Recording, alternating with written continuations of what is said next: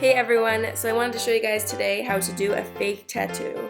So to start off, you just want to grab a good old piece of paper and a pencil, and you just want to start sketching away.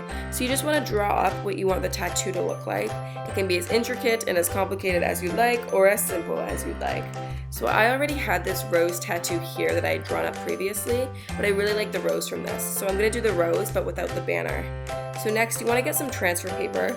This is actually just some old transfer paper that I already had and I've used it before, but I thought I could save some transfer paper, and also I didn't have any more, so this was my only option. So I just have this transfer paper here, and I'm just going to start tracing the design. So you can use either a Sharpie or a pen for this, whatever you prefer, and it doesn't have to be really neat or super detailed. You just want to get the general outline of the design.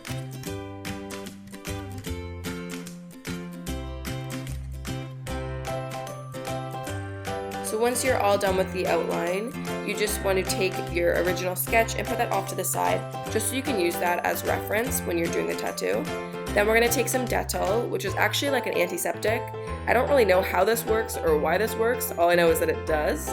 So you want to put your the transfer paper face down onto your skin, and then with the Dettol on a cotton pad, just kind of press the tattoo onto your skin. It's very similar to how you would do a water transfer tattoo that you would do as a kid, except instead of water, it's Dettol. So when you're all done, you're just going to peel that off, and then you get a general outline of your tattoo. Then I'm taking this alcohol activated skin Illustrator palette, and then with a little bit of alcohol and the black color, I'm just going to start to outline the design.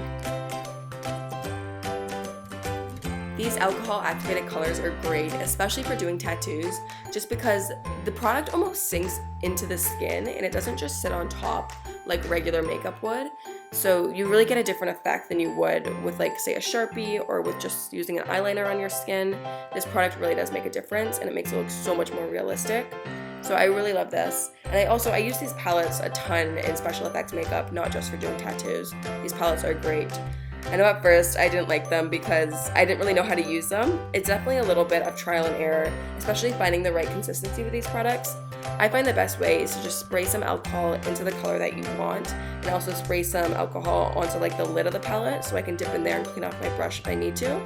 I know when I first started using these palettes, I would use way too much alcohol with the colors, and it would cause them to bleed and run, and the color would just get everywhere. So it definitely just takes a little bit of practice. Once you get the hang of it, it's no different than drawing or painting. It's just on your arm with makeup. So once you're done outlining the tattoo, you can go in and start shading it a bit more. This is just the way that I prefer to do my tattoos, and this is what works for me to get the effect that I want. But if you like shading first and outlining after, do your thing. Find what works for you. I'm basically just playing around with the amount of alcohol that I'm putting into the product. So if I want areas to be lighter and more transparent, I'm using more alcohol in the product and really like watering it down. Whereas if I want it to be a bit more intense and more opaque, I'm just going to use less alcohol. I think I kind of underestimated how hard this part would be doing the tattoo on myself.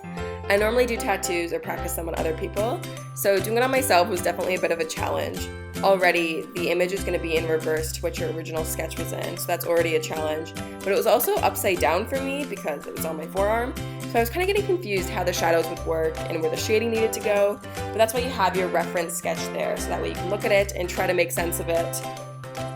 So once I'm fairly happy with how the tattoo is looking, I like to go in with a clean brush and just dip it in some alcohol, and I just kind of like to lightly dust over top of the areas that I added a lot of shading to.